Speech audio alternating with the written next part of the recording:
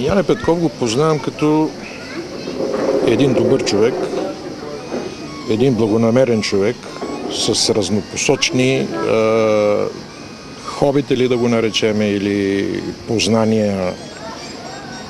Значи, той се занимава самук, шахматист, свири на китара, плува, чете доста и то доста и окултни науки чете. Спорили сме многократно на тези теми, които той поставя за енергията най-вече. Друго, какво да ви кажа? С две думи, добър човек, отзивчив човек. Просто не мога да си представя, че този човек може да направи лошо на някой. Какво е вашето мнение за желанието му да покаже на света, че човешкият организъм има безкрайно много енергия и неимоверните усилия да се включи в книгата на Гинес за преплуване, вързан с чувал? Защото аз това нещо, като го видях за първи път, наистина ме очуди и още не мога да повярвам, че човек без да прави някакви маймуджилъци може да прави това упражнение под водата. Ами аз също се очудвам, тъй като надали има санданчанин от моето поколение, който да не се е занимавал с плуване. По простата причина, че знаете, ние отдавна имаме плувен интернат. В детската възраст почти всички, когато Сандански беше 12-13 хиляден град, почти всички деца сме се учили да плуваме, можем да плуваме. За мен също е необяснимо, но явно, че той иска да докаже на света за неограничените човешки възможности. Изхождайки най-вече от неговата теория. Тя не е негова, предполагам, че запознавайки се с тези окултни науки, той е стигнал до този извод, че действително човешките възможности са огромни. Никой нищо сам не може да постигне, ако от невидимия свят не му помагат. Затова в Библията е казано: почукай и ще се отворя. На друго место е казано: потърси и ще ти се даде. Хората не правят молитва, или ако я правят без вяра. Малък ме е вълнувало това. Защо хода на училище? Защо после трябва да хода на работа? Защо трябва да получавам заплата? Дали ще стана богат или беден? Дали ще живея 50 години или 100 години? В края на кращата аз ще умра и няма да помня нищо. И като малък си задах, викам, какъв е смисъл на всичко това? Защо е това безмислие? Но тогава не бех запознат с закона за кармата. Карма, значи, това е санскритска дума или значи съдба, преведено съдба. 50% на човек му предначерта на съдбата от момента на раждането, 25% зависи от него дали ще подобри или влоши и 25% зависи от средата. Най-великата наука за здравето на човека е науката дишане. В чистия въздух, както сега сме в парка и особено има ли река, в чистия въздух има една енергия, се казва прана. Енергия прана, като вдишаме въздух и задържим в белите дробове, тази енергия се абсорбира от белите дробове и по кръвен път отива до всяка една клетка в тялото и точно тази енергия се трансформира в жизнена енергия. Охридското езеро е етап от моя живот.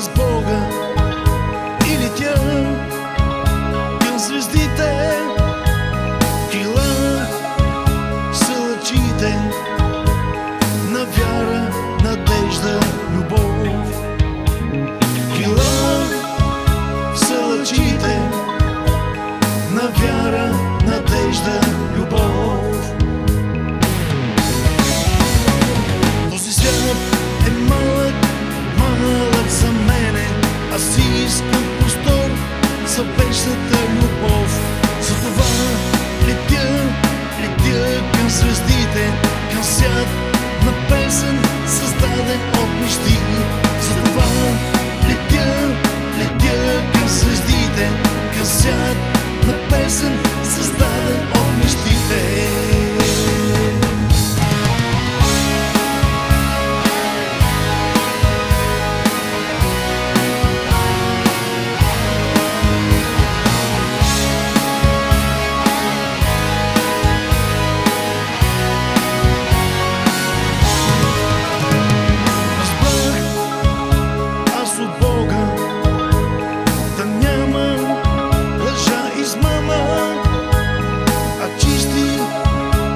Сълзата на братство и вечна любов.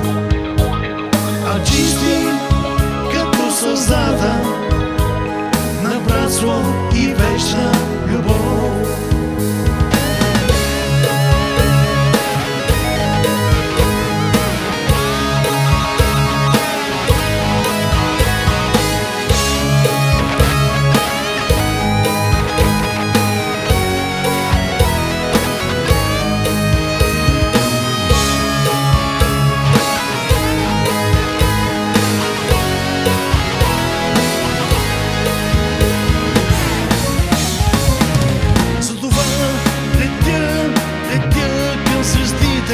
Към свят на Бога, на вечния живот. Този свят далечен, аз си искам да стигна, създаден без завист, омраза и лъжи. Този свят